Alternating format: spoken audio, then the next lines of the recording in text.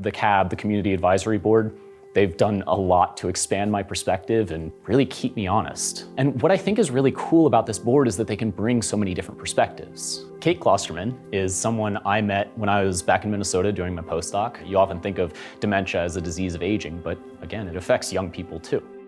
I was 17 when I essentially became a caregiver, 19 when Grandma was officially diagnosed. I sat with her when she took her last breath at the age of 21. Those aren't things that you think of when you think of Alzheimer's and dementia, and really introducing the idea that young people are impacted by this disease to Jean Bain is an end-of-life navigator. She's also pursuing a social work degree right now. She spends a lot of time thinking about how to talk to folks who aren't anywhere near death. And I mean, that colors my perspective in the context of research or community communications, but it also colors the way I parent as a father. So how do people start talking about death when they're a little bit intimidated by it?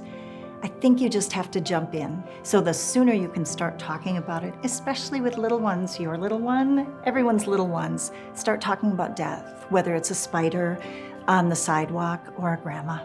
You just start.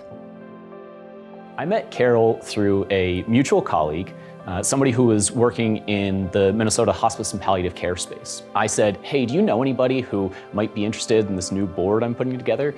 And the response was, you need to talk to Carol. She's got some unique familial connections to dementia, and I think that gives her a really well-rounded perspective. Everything's a transition, so everything's a new normal every day. And when something happens that is a change, you have to kind of roll up your sleeves and mourn the loss, but you have to make the change right away. You can't just say, oh, it just happened once and I don't have to worry about it. Tim is someone who I met in 2019. Tim had pretty recently lost his wife, and he was having a lot of difficulty with that. And I know Tim now as someone who has found a lot of solutions for himself, who has answered a lot of those questions about who am I now and where do I fit. I was married for 37 years to Luann, and the luckiest thing that ever happened to me. I'm not moving on from her. I'm trying to survive and move forward. So find something that moves you, that keeps you happy, and something that keeps you busy every day. I think if you're caring for someone with dementia, there's a lot of great advice that maybe I could offer.